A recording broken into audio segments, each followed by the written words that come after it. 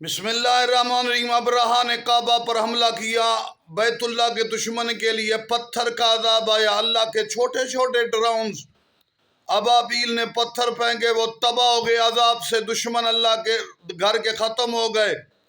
اور پھر مولا علی کی خلافت اور ولایت کا اعلان ہوا جب غدیر میں، تو پھر حارث بن نعمان فہری جیسے ملعون نے انکار کیا تو پتھر کا عذاب۔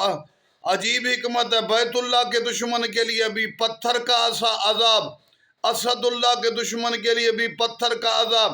یہ دشمنوں پر عذاب آتے رہے، دشمن مٹتے بھی رہے، ختم بھی ہوتے رہے، پھر دنیا میں موجود بھی ہیں۔ کوئی ایسا وقت آئے گا کہ بیت اللہ کا دشمن بھی نہ رہے، اسد اللہ علی کا دشمن بھی نہ رہے۔ جب مہدی آل محمد آئیں گے، ایسے لپیٹ کے ماریں گے کہ دنیا میں کوئی بھی دشمن خدا، دشمن رسول، دشمن علی نہیں رہے گا۔ مہدی اللہ کے دشمنوں کے لیے عذاب بن کے آئیں گے۔